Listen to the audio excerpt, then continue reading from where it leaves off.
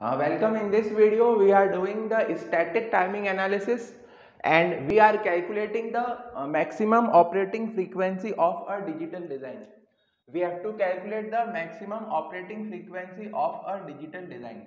So the maximum operating frequency is always calculated using the critical path. So we have to take the help of a critical path. Now a critical path exists between flip-flop to flip-flop. So what is the critical path?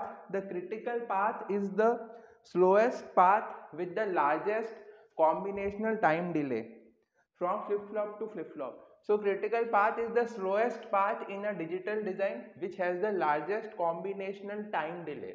Okay, so the critical path is always the slowest path of the digital design from flip-flop to flip-flop. So from flip-flop to flip-flop, the critical path will have the slowest time delay. So that is the critical path. So we have assumed a critical path. This is the critical path. So there are two flip-flops, flip-flop 1, flip-flop 2. Uh, the input of flip-flop 1 is D1, then its output is Q1. Then this is a combinational logic, so it can consist of any logic gates. Then this is the input to flip-flop 2 is D2, then it is Q2. This is the output of flip-flop 2. So same clock signal is going to both the flip-flops. So flip-flop 1 will produce output Q1, then this output Q1 will go into this combinational logic, then this combinational logic will produce the input D2 of the second flip-flop. So I hope the circuit is clear to you. So let me draw the clock signal first. So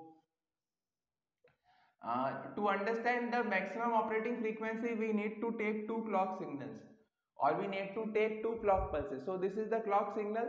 So as you can see, this is the first rising edge of the clock, this is the second rising edge of the clock. So this is also called as the throwing edge. This edge, first edge, is also called as the throwing edge because at this edge the flip-flop 1 will throw its output Q1. Then this is the capturing edge because at the capturing edge the flip-flop 2 will capture the input D2. Okay, so at the throwing edge the flip-flop 1 will generate its output Q1 and at the capturing edge the flip-flop 2 will capture the input D2. So I have taken a normal circuit with the two clock where we require two clock edges. So now the now we assume that input D1 is already stable, so we do not have to consider the setup time of the flip-flop 1. So now the flip-flop 1 will take the time uh, some time to pass its input D1 to the output Q1. Let that time delay taken by the flip-flop to pass input to Q1, that is the propagational delay of the first flip-flop, be TCQ. So I am rubbing this, then let this time be TCQ. So TCQ is the time taken by the flip-flop 1 to generate the output Q1. Okay, so this is the time TCQ1. So I am denoting it by TCQ1 to denote that it is the time of the first flip-flop. Then this output Q1 will be passed to this combinational logic. So it will also take some time delay to generate its output when it gets its input Q1. So this Q1 has arrived here. Now this combination logic will take some time to generate its output. So let the time taken by the combinational logic to generate output be equal to TCL.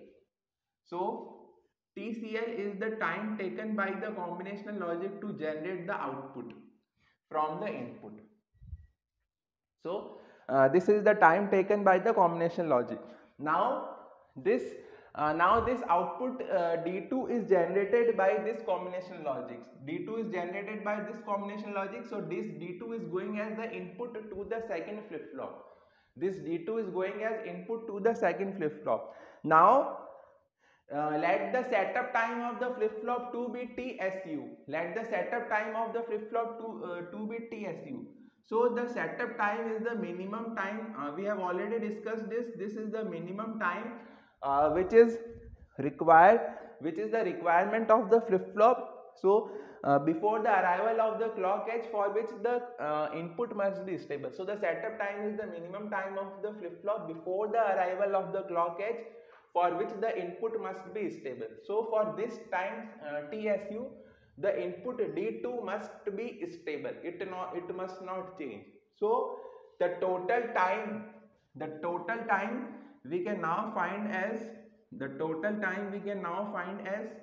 total time equal to TCQ of 1 plus TCL. TCL is the combination logic delay plus TSU2.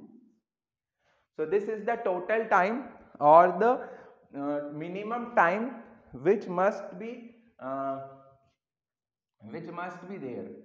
So this is the minimum time. So we can find the maximum operating frequency of the circuit as F max. F max must be less than or equal to T min. F max must be less than or equal to T min. Okay, so the operating frequency, this is the maximum operating frequency. Sorry, it is in inverse relationship. So T max, F of max must be less than equal to 1 upon T min. So from the minimum time we will get the maximum operating frequency. So the circuit can operate at the maximum of this frequency if you take the frequency more than this, or if you take the time less than this, because frequency is inversely proportional to time, then the circuit will not work properly. Okay, so this is the maximum frequency, and now so we can find the time period as T period. The time period must be greater than or equal to T min.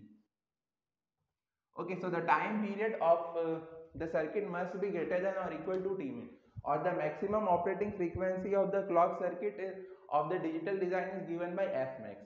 So this T min is calculated by TCQ1 plus TCL plus T setup time.